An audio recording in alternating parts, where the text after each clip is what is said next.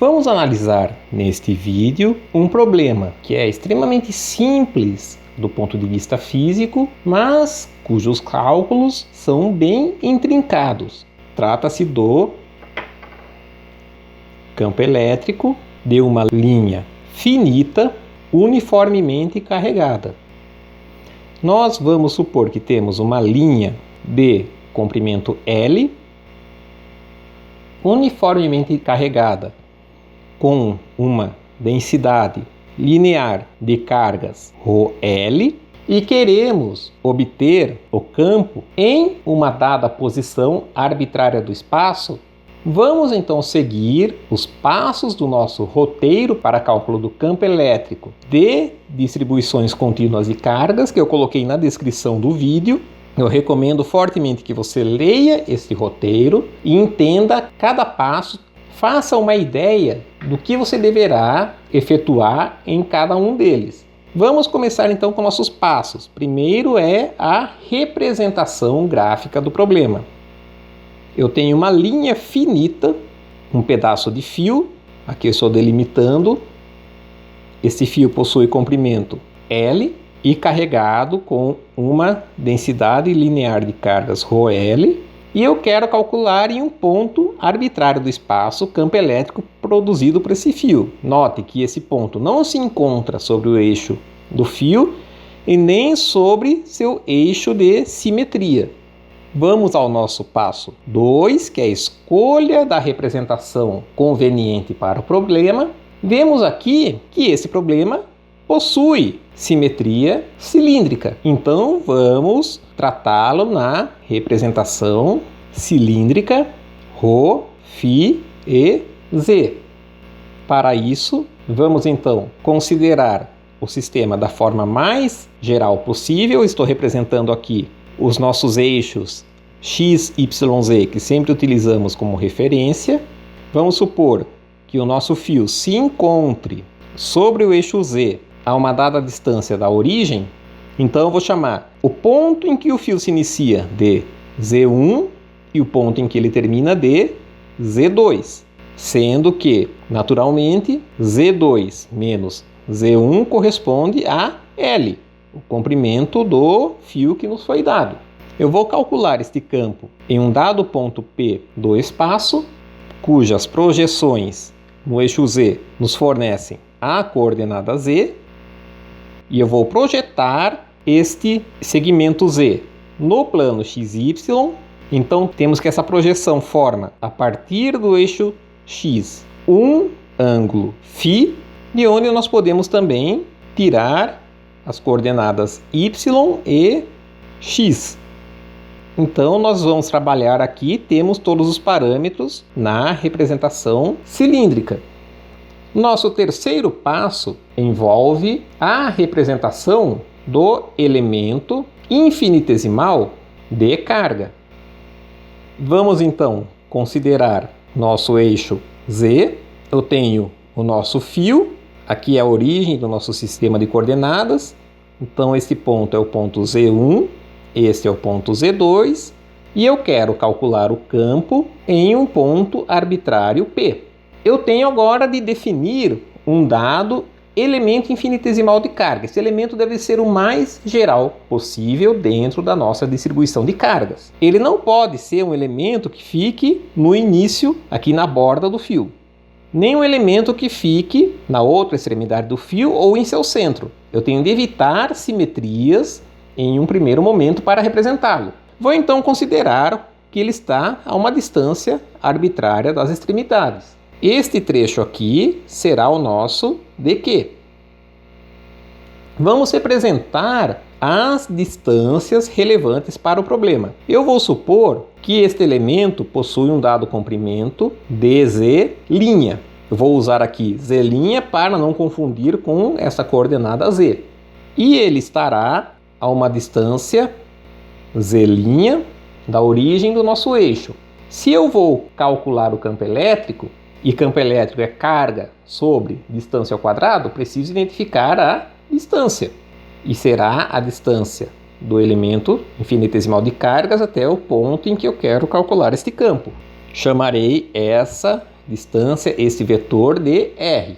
E eu preciso da distância de P até o eixo Z, que é o nosso ρ, uma das coordenadas que vamos lidar no nosso sistema, ρ, φ e Z. Neste ponto, eu tenho então o versor R, eu terei o nosso versor que se afasta da origem do nosso sistema de referências, que é o versor ρ, radial, e tenho o versor perpendicular a ele, que é o versor φ, que neste caso está entrando no plano da folha. E este ρ encontra o eixo Z no ponto de coordenada Z. Representando este triângulo aqui abaixo, nós temos que este cateto é o ρ, este comprimento vale Z menos o Z', e este comprimento, a hipotenusa, é a norma de R. Então, aplicando o teorema de Pitágoras, temos que R ao quadrado é igual a ρ ao quadrado mais Z menos Z' ao quadrado. Vamos agora ao passo 4 de nosso roteiro, que consiste em escrever a carga do elemento infinitesimal de cargas de Q, que é um passo simples, afinal de contas estamos lidando com uma densidade linear de cargas ρL. Se eu multiplico por um dado comprimento, obtenho a carga. Então, o comprimento desse elemento infinitesimal é dz', a carga dele será dada por ρL dz'.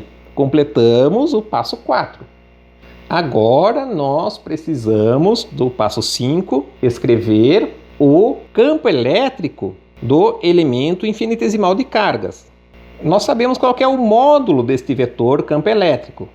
É relacionado à carga sobre distância ao quadrado. Então, dE será dado por 1 sobre 4π ε0 dq sobre r ao quadrado, e esse campo está na direção do versor R. Como determinar o versor R? Este R possui componentes na direção ρ e na direção Z.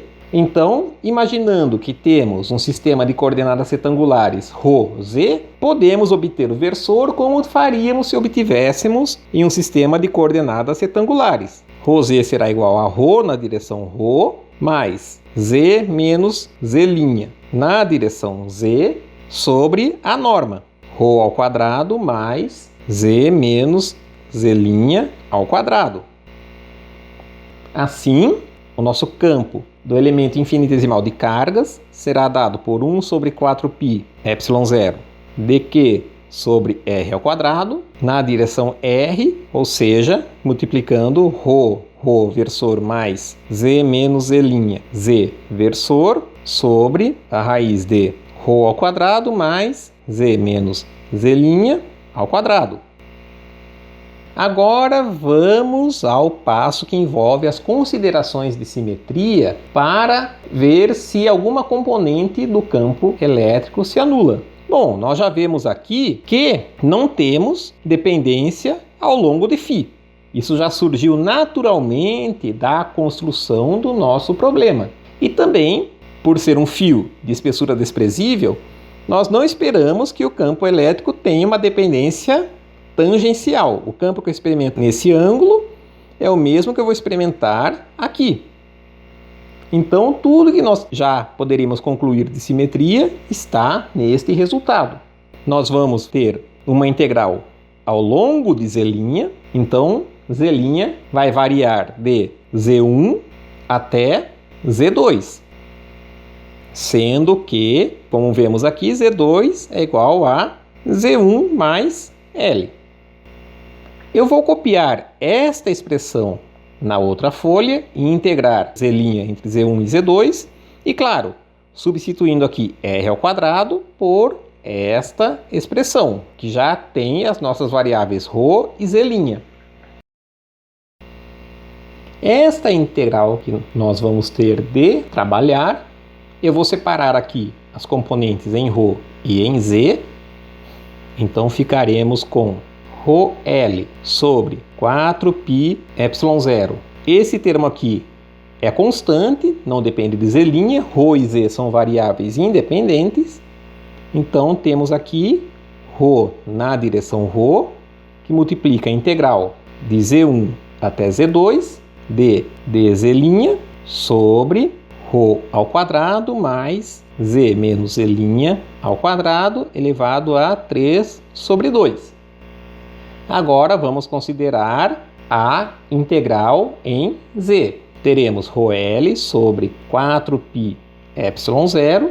O versor z é constante, posso colocá-lo fora da integral. Integral de z1 até z2 em dz', que multiplica z menos z' sobre ρ ao quadrado mais z menos z' ao quadrado elevado a 3 sobre 2. Nós temos integrais diferentes para cada componente do campo. Em ambas, o primeiro passo para fazermos a integração é uma mudança de variáveis. Vou chamar z menos z' de u, e então du será igual a menos dz'. A integral da componente z possui uma solução extremamente fácil. Nós temos que a integral de z1 até z2 de dz' z menos z' sobre ρ ao quadrado mais z menos z' ao quadrado elevado a 3 sobre 2. Fazendo a mudança de variáveis, nós teremos uma integral de z menos z1 até z menos z2 de menos u du sobre ρ ao quadrado mais u ao quadrado elevado a 3 sobre 2, que nos fornecerá simplesmente 1 sobre a raiz de ρ ao quadrado mais u ao quadrado pego de z menos z1 até z menos z2, que resultará em 1 sobre raiz de ρ ao quadrado mais z menos z2 ao quadrado menos 1 sobre a raiz de ρ ao quadrado mais z menos z1 ao quadrado. Já a integral da componente ρ envolve, além dessa mudança de variáveis simples, uma substituição trigonométrica. Eu vou usar diretamente o resultado.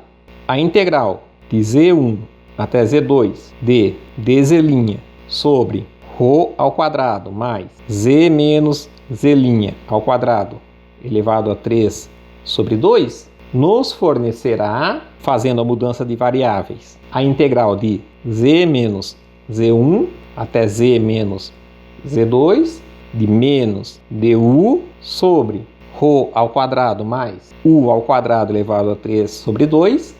Aqui entraria a substituição trigonométrica, que depois retornamos para a variável u, ficamos com menos 1 sobre ρ ao quadrado, que multiplica u sobre a raiz de ρ ao quadrado mais u ao quadrado, pego nos extremos de integração, z menos z1 até z menos z2. E expandindo, então, o resultado, ficamos ao final com 1 sobre ρ ao quadrado, que multiplica z menos z1 sobre a raiz de ρ ao quadrado, mais z menos z1 ao quadrado, menos z menos z2 sobre a raiz de ρ ao quadrado, mais z menos z2 ao quadrado. Eu vou substituir, então, o resultado das duas integrais nessa nossa expressão inicial e chegaremos, então, a esta expressão para o campo da linha finita em um ponto arbitrário do espaço. Eu já substituí aqui o z2 por z1 mais L. Esse resultado parece um pouco difícil de interpretar. Então eu vou reescrevê-lo até para ficar parecido com a expressão que você encontrará no sadico. Eu vou representar aqui o nosso triângulo composto pelo nosso fio, que vai de Z1 até Z2, e tenho a coordenada z, que fica na altura do ponto onde queremos calcular o campo elétrico, ou seja, essa distância é ρ. Este é o final do fio. Eu vou fechar esse triângulo e definir aqui um ângulo que eu chamarei de α2, e eu vou fechar esse triângulo também, e eu definirei este ângulo total como sendo α1. Então nós temos aqui este triângulo superior com abertura α2, este lado mede z menos z2, então, pelo teorema de Pitágoras, a hipotenusa medirá ρ² mais z menos z2 ao quadrado. E temos esse triângulo maior, onde esse lado mede z menos z1, esse lado também mede ρ, porém a hipotenusa agora medirá ρ² mais z menos z1 ao quadrado, e aqui eu tenho α1. Nós temos que tanto para α1 quanto para α2, o cosseno de αi, onde esse i vale 1 ou 2, será dado por ρ sobre a raiz de ρ² mais z menos zi ao quadrado. Enquanto que o seno de αi valerá z menos zi sobre a raiz de ρ² mais z menos zi ao quadrado, onde o i pode ser igual a 1 ou pode ser igual a 2. Estamos considerando ambos os ângulos. Só que este termo seno é o que aparece aqui, onde, não se esqueça que eu tenho aqui z2. Eu simplesmente substituí o z2 por z1 mais L. Enquanto que o cosseno eu tenho desse lado, basta multiplicar por ρ ambas as frações e então dividir por ρ. Vamos reescrever este resultado então em termos de ρ, α1 e α2. Nós ficaremos com menos ρl sobre 4π ε0 ρ, que multiplica o seno de α2 menos o seno de α1 na direção ρ. Sem dúvida é um termo bem mais cômodo, mas ρl sobre 4π ε0 ρ, que multiplica o cosseno de α2 menos o cosseno de α1 na direção z. Veja que nós temos então este sistema onde aqui se encontra a nossa linha. O que acontece se a linha for infinita? Neste caso, o z2 tenderia ao infinito para cima, na direção de z. Assim, o α2 tenderia a menos π sobre 2, porque nós definimos o α2 indo para baixo. Essa é uma abertura positiva para α2, como nós o definimos. Então, se eu vou para cima, eu tenho menos π sobre 2. E o z1 vai ao infinito para baixo. O α1 acompanha na direção positiva e chega a π sobre 2. Com isso, nós teremos que o seno de α1 tenderá a 1, o cosseno de α1 será igual a 0 e o seno de α2 será igual a menos 1 e o cosseno de α2 será igual a 0. Ficamos com o campo de uma linha infinita de cargas, que será dado por ρl sobre 2π ε0 ρ na direção ρ. Veja que este campo independe da altura z em que nos encontramos, por ser uma linha infinita. Qualquer que seja a posição z, estaremos sempre a uma distância infinita de suas extremidades. E dependerá com a distância até essa linha com 1 sobre ρ. Este resultado, em geral, será mais utilizado até do que o resultado que nós obtivemos para a linha finita.